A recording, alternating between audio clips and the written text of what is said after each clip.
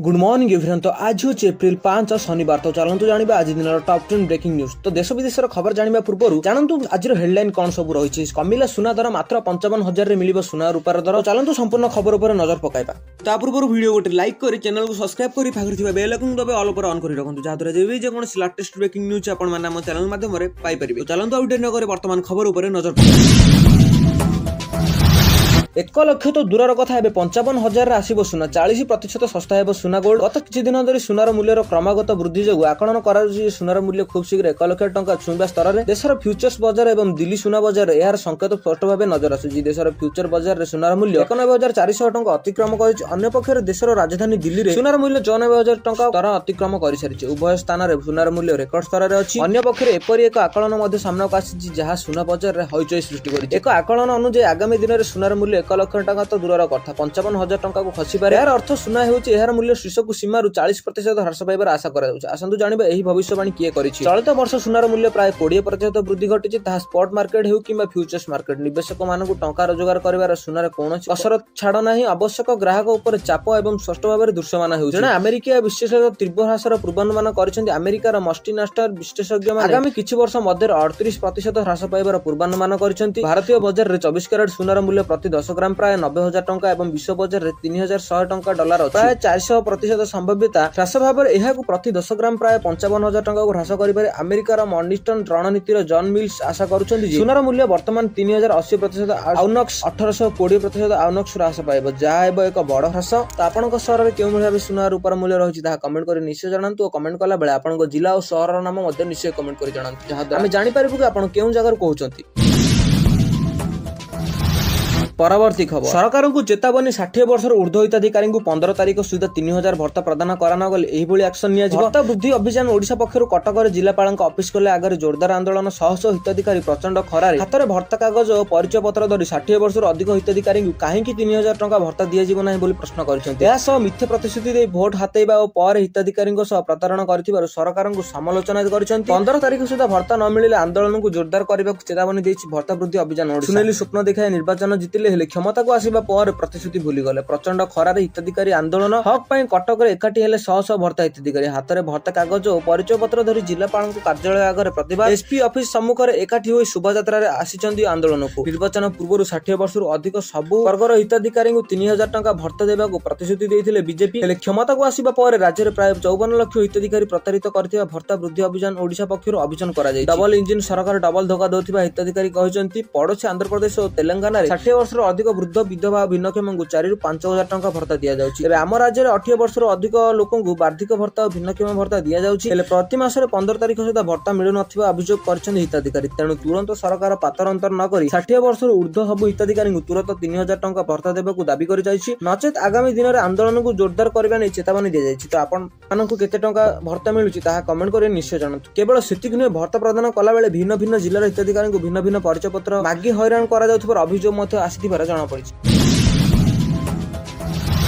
परवर्ती खबर Airtel versus जियो कहार मासिक प्लान सस्ता जानतु डिटेल्स। एयरटेल एवं जियो उभय मासिक रिचार्ज प्लान अनेक प्रकार सुविधा रही। गोटे पटे जियो प्रतिदिन 1GB 1.5GB और 2GB विकल्प सहित मासिक प्लान प्रदान करे। अन्य पटे एयरटेल प्रतिदिन 1GB और 2GB मासिक रिचार्ज प्लान विकल्प प्रदान करे। डाटा एवं अन्य सुविधा विचार कर उपभोक्ता माने सेमानक सुविधा अनुसार मासिक रिचार्ज योजना बाछि पारिबे। एयरटेल 30 दिन वैधता सहित 211 टंकार एक रिचार्ज प्लान अछि। एही रिचार्ज प्लान आपनको प्रतिदिन व्यवहार पय 1GB डाटा मिलिबो। एयरटेल द्वितीय मासिक रिचार्ज प्लान हेउछि 398 टंका। एहार वैधता 28 दिन अटे। एही एयरटेल रिचार्ज योजना सहित आपण असीमित कॉलिंग एवं एसटीडी किंबा रोमिंग कॉल करि परिबे। एही योजना आपनको प्रतिदिन 100 एसएमएस मिलिबो। एहा सहित दैनिक व्यवहार पय 2GB डाटा मिलिबो। एयरटेल 398 टंका रिचार्ज प्लान रे आहुरी 4टी सुविधा मध्ये रही। एही योजना रे आपनको 28 दिन पय असीमित 5G डाटा व्यवहार करि परिबे। एहा सहित जियो हॉटस्टार मोबाइल सब्सक्रिप्शन ए मध्यरे 28 दिन पय मागणा उपलब्ध। एयरटेल पर जियो र मध्ये अनेक भिन्न भिन्न सुविधा मासिक रिचार्ज प्लान रही। जियो 319 टंका मासिक प्लान प्रतिदिन 1.5GB डाटा मिलुछि। एहा सहित असीमित वॉइस कॉल करि परिबे। प्रतिदिन 100 एसएमएस मध्ये पाइबे। एही समस्त सुविधा सहित जियो हॉटस्टार मोबाइल किंबा टीवी रो 90 दिन सब्सक्रिप्शन मध्ये पाइ परिबे। एही प्लान 50GB जियो एआई क्लाउड स्टोरेज मध्ये उपलब्ध। असीमित कॉल एवं प्रतिदिन 100 एसएमएस करि परिबे। एही प्लान रे 90 दिन पय जियो हॉटस्टार मोबाइल किंबा टीवी रो सब्सक्रिप्शन मध्ये मिलिबो। एथिरे मागणा 50GB जियो एआई क्लाउड स्टोरेज मध्ये थिबार जणा पड़िछि। तो आपण माने केउ सिम व्यवहार करछन्ति ताहा कमेंट करि निश्चय जणांतु।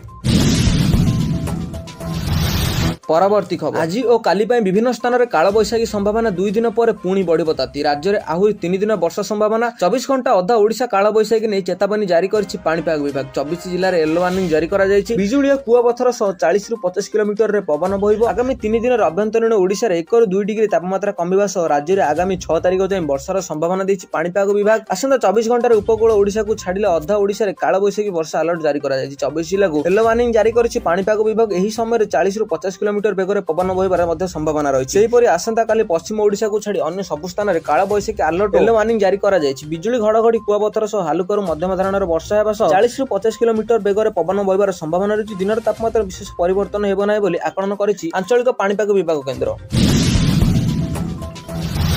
ପରବର୍ତ୍ତୀ ଖବର ଚିକେନ ଖାଇବା କେତେ ସୁରକ୍ଷିତ? ବାର୍ଡ ଫ୍ଲୁ ନେଲା 2 ବର୍ଷୀୟ ଶିଶୁର ଜୀବନ। ଆନ୍ଧ୍ରପ୍ରଦେଶର ଜଣେ 2 ବର୍ଷର ଝିଅ ବାର୍ଡ ଫ୍ଲୁରେ ଆକ୍ରାନ୍ତ ହୋଇ ମୃତ୍ୟୁବରଣ କରିଛନ୍ତି। ଏହା ସହ ଦେଶରେ ବାର୍ଡ ଫ୍ଲୁ ଯୋଗାଣୁ ମଣିଷ ମୃତ୍ୟୁର ଏହା ଦ୍ୱିତୀୟ ଘଟଣା। ପୂର୍ବରୁ 2021 ମସିହାରେ ଜଣେ ବ୍ୟକ୍ତିର ମୃତ୍ୟୁ ଘଟିଥିଲା। ସ୍ୱାସ୍ଥ୍ୟ ବିଭାଗ ଅନୁଯାୟୀ ଝିଅଟି କଞ୍ଚା କୁକୁଡ଼ା ମାଂସ ଖାଇଥିଲା। ଏହି କାରଣରୁ ସେ ବାର୍ଡ ଫ୍ଲୁରେ ସଂକ୍ରମିତ ହୋଇଥିଲା। ଝିଅଟିକୁ ପୂର୍ବରୁ ସାମାନ୍ୟ ଜ୍ୱର ହୋଇଥିଲା। ଏହା ପରେ ତାକୁ ଡାକ୍ତରଖାନାରେ ଭର୍ତ୍ତି କରାଯାଇଥିଲା। କିଛି ଦିନର ଚିକିତ୍ସା ପରେ ତାର ମୃତ୍ୟୁ ହୋଇଥିବାର ଜଣାପଡ଼ିଛି। ବାର୍ଡ ଫ୍ଲୁ ଯୋଗୁଁ ଝିଅଟିର ମୃତ୍ୟୁ ହୋଇଥିବା ନେଇ ପୁନେରେ ନ୍ୟାସନାଲ ଇନଷ୍ଟିଚ୍ୟୁଟ ଅଫ୍ ଭାଇରୋଲୋଜି ବୈଜ୍ଞାନିକମାନେ ନିଶ୍ଚିତ କରିଛନ୍ତି। ଏହି ଝିଅର ନମୁନା NIV କୁ ପଠାଯାଇଥିଲା। ସେପଟେ ଏହି ଭାଇରସ ପରିବାରର ଅନ୍ୟ କୌଣସି ସଦସ୍ୟଙ୍କୁ ସଂକ୍ରମିତ କରିନାହିଁ। ଯଦିଓ ରାଜ୍ୟ ସରକାର ଲୋକଙ୍କୁ ସତର୍କ କରାଇଛନ୍ତି ଏବଂ ସତର୍କତା ଅବଲମ୍ବନ କରିବାକୁ ପରାମର୍ଶ ଦେଇଛନ୍ତି, କିନ୍ତୁ ଏହି ଘଟଣା ପରେ କୁକୁଡ଼ା ମାଂସ ଖାଇବା ଉପରେ ପ୍ରଶ୍ନ ଉଠିଛି। ବାର୍ଡ ଫ୍ଲୁ ସମ୍ପର୍କରେ ରାଜସ୍ଥାନର ପ୍ରାଣୀ ବିଜ୍ଞାନ ବିଭାଗ ଡାକ୍ତର NR ରାଉତ ଜାତୀୟ ଗଣମାଧ୍ୟମକୁ ପ୍ରତିକ୍ରିୟା ଦେଇଛନ୍ତି। ସେ କହିଛନ୍ତି ବାର୍ଡ ଫ୍ଲୁ ଭୂତାଣୁ ଜନିତ ସଂକ୍ରମଣ। ଏହା ପକ୍ଷୀମାନଙ୍କଠାରେ ମୁଖ୍ୟତଃ କୁକୁଡ଼ାମାନଙ୍କଠାରେ ଦେଖାଯାଏ, କିନ୍ତୁ ଏହା ଅନ୍ୟ ପ୍ରାଣୀ ଏବଂ ମଣିଷମାନଙ୍କୁ ମଧ୍ୟ ବ୍ୟାପିପାରେ। ଗତ କିଛି ବର୍ଷ ଧରି ଗାଈ ଏବଂ ବିଲେଇ ସମେତ ଅନ୍ୟ ପ୍ରାଣୀ ମଧ୍ୟ ଏହାର ଶିକାର ହୋଇଛନ୍ତି। ମଣିଷମାନେ ଏଠାରେ ଏହି ଭାଇରସ ମାମଲା ବୃଦ୍ଧି ପାଉଛି। ଭାଇରସରେ ହେଉଥିବା ପରିବର୍ତ୍ତନ ଯୋଗୁଁ ହିଁ ଏହା ଘଟୁଛି। ଆମେରିକାର ଭାରତ ପର୍ଯ୍ୟନ୍ତ ବାର୍ଡ ଫ୍ଲୁ ମାମଲା ବୃଦ୍ଧି ପାଉଛି। ଡାକ୍ତର ରାଉତ କହିଛନ୍ତି ଯେ ବାର୍ଡ ଫ୍ଲୁ ସଂକ୍ରମଣ ସଂକ୍ରମିତ ପକ୍ଷୀ କିମ୍ବା ପଶୁଙ୍କ ଠାରୁ ମଣିଷକୁ ବ୍ୟାପିଥାଏ। ତଥାପି ଏହା ଜଣେ ବ୍ୟକ୍ତିଙ୍କ ଠାରୁ ଅନ୍ୟ ଜଣେ ବ୍ୟକ୍ତିଙ୍କୁ ସଂକ୍ରମିତ ହେବାର ଘଟଣା ବହୁତ କମ୍। ସଂକ୍ରମିତ ପକ୍ଷୀ ଠାରୁ ମଣିଷ ଶରୀରକୁ ଏହି ଭାଇରସ ପହଞ୍ଚିଥାଏ। ଯଦି ଜଣେ ବ୍ୟକ୍ତି ସଂକ୍ରମିତ ପଶୁ କିମ୍ବା ପକ୍ଷୀଙ୍କ ସଂସ୍ପର୍ଶରେ ଆସନ୍ତି, ତେବେ ତାଙ୍କ ଶରୀରରେ ଭାଇରସ ପ୍ରବେଶ କରିବାର ଆଶଙ୍କା ବହୁତ ବଢିଯାଏ। ଏହି ଭାଇରସ କୁକୁଡ଼ା ଦ୍ୱାରା ମଧ୍ୟ ସଂକ୍ରମିତ ହୋଇପାରେ। ଡାକ୍ତର ରାଉତ କହିଛନ୍ତି ଯେ କୁକୁଡ଼ା ମାଂସ ଖାଇବା ଦ୍ୱାରା ବାର୍ଡ ଫ୍ଲୁ ହେବାର ଆଶଙ୍କା ଥାଏ, କିନ୍ତୁ ଏହି କେବଳ ସେତେବେଳେ ହୁଏ ଯେତେବେଳେ କୁକୁଡ଼ା ଠିକ୍ ଭାବରେ ରନ୍ଧା ହୋଇନଥାଏ। ଯଦି କୁକୁଡ଼ା ସଠିକ୍ ଢଙ୍ଗରେ ରୋଷେଇ କରାଯାଏନି, ତେବେ ଭୂତାଣୁ ବ୍ୟାପିବାର କୌଣସି ଆଶଙ୍କା ନଥାଏ। କିନ୍ତୁ ଯେଉଁ ଅଞ୍ଚଳରେ ଭାଇରସ ବ୍ୟାପିଛି ସେହି ଅଞ୍ଚଳର ଲୋକମାନେ କିଛି ସମୟ ପାଇଁ କୁକୁଡ଼ା ମାଂସ ନ ଖାଇଲେ ଭଲ ହୁଅନ୍ତେ ବୋଲି ଡାକ୍ତର କହିଥିବାର ଜଣାପଡ଼ିଛି।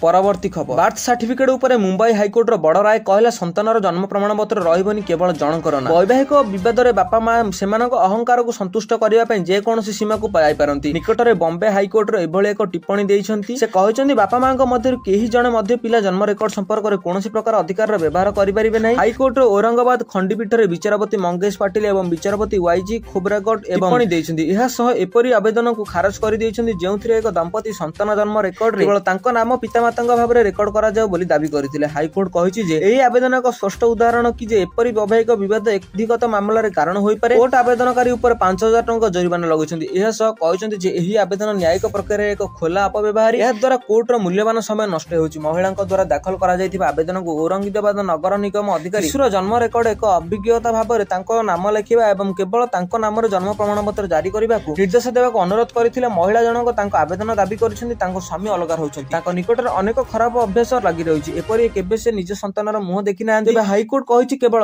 ଖରାପ ବାପା ମା ଅଭ୍ୟାସର ଶିକାର ହୋଇଥିବାରୁ ମାଙ୍କୁ ପିଲାର ଜନ୍ମ ପ୍ରମାଣପତ୍ର ଏକମାତ୍ର ଅଭିଭାବକ ଭାବରେ ପଞ୍ଜୀକୃତ କରିବାକୁ ଅଧିକାର ମିଳେ ନାହିଁ ବୋଲି ଜଣାପଡ଼ିଛି।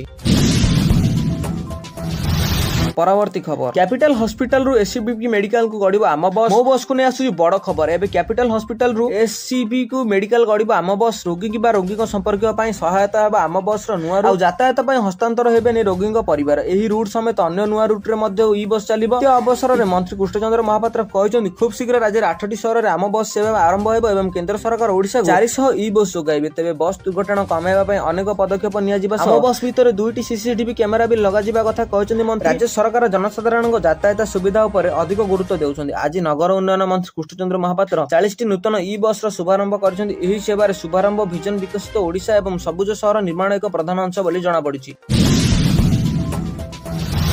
ପରବର୍ତ୍ତୀ ଖବର ବୁଣାକାରଙ୍କ ନାମରେ ଟଙ୍କା ଚଳୁ ଭୂତ ନେଇଛନ୍ତି 2.5 କୋଟି ଟଙ୍କା। ବୁଣାକାରଙ୍କ ଆଗୋଚରରେ 2.5 କୋଟି ଟଙ୍କାର ଘୋଟାଲା ଭୂତ ହିତାଧିକାରୀଙ୍କ ଆକାଉଣ୍ଟକୁ ଯାଇଛି ଲକ୍ଷ ଲକ୍ଷ ଟଙ୍କା। ଜମି ଜାଲିଆତିରେ କୋଟି କୋଟି ଟଙ୍କା ହେରାଫେରା କେନ୍ଦ୍ର ସରକାରଙ୍କ ଅଣୁ କ୍ଷୁଦ୍ର ଓ ମଧ୍ୟମ ଶିଳ୍ପ ବିଭାଗ ଅଧୀନରେ ସ୍ଫୁର୍ତ୍ତି କ୍ଲଷ୍ଟର ଯୋଜନାରେ ଏହି ହଲୁହର ହୋଇଥିବାର ଆଠଗଡ଼ ଉପଜିଲ୍ଲାପାଳଙ୍କ ନିକଟରେ ଅଭିଯୋଗ ରହିଛି। ଗତ 2006-07 ମସିହାରେ କଟକ ବଡମ୍ବା ବ୍ଲକ ଅନ୍ତର୍ଗତ ମାଣିଆବନ୍ଧଠାରେ କେନ୍ଦ୍ର ସରକାରଙ୍କ ବୟନ ଶିଳ୍ପ ମନ୍ତ୍ରାଳୟରେ ଦୁଆରୀ ମାଣିଆବନ୍ଧ ହାଣ୍ଡଲୁମା ପ୍ରତିଷ୍ଠା କରାଯାଇଥିଲା। 2021 ମସିହାରେ ଅଣୁ କ୍ଷୁଦ୍ର ଓ ମଧ୍ୟମ ଶିଳ୍ପ ଉଦ୍ୟୋଗନ ମନ୍ତ୍ରାଳୟ ତରଫରୁ ମାଣିଆବନ୍ଧ ହ୍ୟାଣ୍ଡଲୁମକୁ କ୍ଲଷ୍ଟର ନାମରେ ବୁଣାକାର ମାନଙ୍କ ଆଗୋଚରରେ କାର୍ଯ୍ୟକାରୀ ହେଉଥିବା ଜଣାପଡ଼ିଛି। ଏହି କ୍ଲଷ୍ଟରର ସୋସିଏଟି ଆକ୍ଟ ଅନୁସାରେ ପଞ୍ଜୀକୃତ ମଧ୍ୟ ହୋଇଥିବା ଜଣାପଡ଼ିଛି। ବଡମ୍ବା ତହସିଲ କିଚିକିରିଆ ମହୁଲିଆ ମୌଜ ଖାତା ନମ୍ବର 269-272 ପ୍ଲଟ ନମ୍ବର 1628-10/1830, 1881 ଓ 16 ଡେସିମିଲ ବା 6968 ବର୍ଗଫୁଟ ଜାଗାକୁ 2021 ମସିହାରେ 2036 ମସିହା ପର୍ଯ୍ୟନ୍ତ ସୋସାଇଟି ବା ସ୍ଫୁର୍ତ୍ତି ନାମକ ଦିଆଯାଇଛି। ତେବେ ଏହାର ମାନଜୀ ଷ୍ଟ୍ରଟିଂ ଜୟଶ୍ରୀ ରାଉତ ଏବଂ ତାଙ୍କ ସ୍ୱାମୀ ମାଣିଆବନ୍ଧ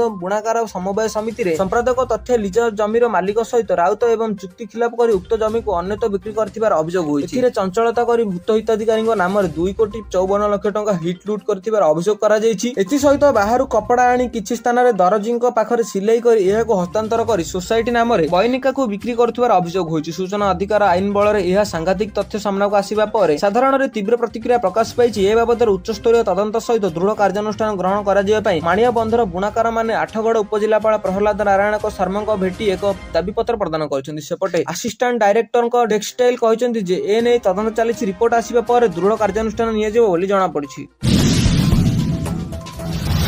ପରବର୍ତ୍ତୀ ଖବର 2 ବର୍ଷ ପରେ ଉତ୍ସବର ମୁଖ୍ୟ ବ୍ରହ୍ମପୁର ବିଳମ୍ବିତ ରାତିରେ ବାପ ଘରକୁ ଆସିଲେ ମା। ବିଳମ୍ବିତ ରାତିରେ ବାପ ଘରକୁ ଆସିଛନ୍ତି ମା ବୁଢୀ ଠାକୁରାଣୀ। ବୁଢୀ ଠାକୁରାଣୀଙ୍କ ଯାତ୍ରାକୁ ନେଇ ଉତ୍ସବର ମୁଖ୍ୟ ବ୍ରହ୍ମପୁର ସହର ଆଶାସ୍ଥାୟୀ ମଣ୍ଡପରେ ମାଙ୍କୁ ପୂଜା ଚାଲିଛି। ଢୋଲ ଶଙ୍ଖ ନାଦରେ କମ୍ପାଉଛି ପରିବେଶ। ମା ବାପ ଘରକୁ ଆସିବା ପରେ ଅସ୍ଥାୟୀ ପୀଠରେ ପ୍ରବଳ ଭିଡ ଦେଖିବାକୁ ମିଳିଛି। ରାତି ଅନିଦ୍ରା ହୋଇ ଭକ୍ତମାନେ ମାଙ୍କ ଦର୍ଶନ କରିଛନ୍ତି। ମାଙ୍କ ନୀତିକାନ୍ତି ବାପ ଘରେ କରାଯିବ। ଆଜି ମା ବିଶ୍ରାମ ନେବେ। କାଲିଠାରୁ ନଗର ପରିକ୍ରମା ଆରମ୍ଭ ହେବ। 2 ବର୍ଷ ବ୍ୟବଧାନରେ ଆଜି ବୁଢୀ ଠାକୁରାଣୀଙ୍କ ଯାତ୍ରା ଅନୁଷ୍ଠିତ ହୋଇଛି। ଯାତ୍ରା 28 ପର୍ଯ୍ୟନ୍ତ ଚାଲିବ। ସୁରକ୍ଷା ଦୃଷ୍ଟିରୁ ପୂଜା ମଣ୍ଡପ ଓ ଆଖପାଖ ଅଞ୍ଚଳରେ 6ଟି ପ୍ଲାଟୁନ ଫୋର୍ସ ସହାୟକ 40 ଅଫିସର ନିୟୋଜିତ ହୋଇଥିବାର ଜଣାପଡ଼ିଛି। ତ ବାସ୍ ଏହା ଥିଲା ଆଜିର ଟପ୍ 10 ବ୍ରେକିଂ ନ୍ୟୁଜ୍। ଯଦି ଆପଣମାନଙ୍କୁ ଆମ ଭିଡିଓଟି ଭଲ ଲାଗିଛି ତାହେଲେ ଭିଡିଓଟିକୁ ଲାଇକ୍ କରି ଭିଡିଓଟିକୁ ସାଙ୍ଗମାନଙ୍କ ସହିତ ବହୁ ମାତ୍ରାରେ ସେୟାର କରନ୍ତୁ। ଆପଣ ଯଦି ଆମ ଚ୍ୟାନେଲ ପାଇଁ ନୂଆ ଅଛନ୍ତି ତାହେଲେ ଚ୍ୟାନେଲକୁ ଏବେ ସବସ୍କ୍ରାଇବ କରି ପାଖରେ ଥିବା ବେଲ୍ ଆଇକନକୁ ଦବାଇ ଅଲ୍ ଉପରେ ଅନ୍ କରି ରଖନ୍ତୁ। ଯାହାଦ୍ୱାରା ଯେବେ ବି ଯେକୌଣସି ଲାଟେଷ୍ଟ ବ୍ରେକିଂ ନ୍ୟୁଜ୍ ଆପଣମାନେ ଆମ ଚ୍ୟାନେଲ ମାଧ୍ୟମରେ ସର୍ବପ୍ରଥମେ ପାଇପାରିବେ। Bureau report D news Odia.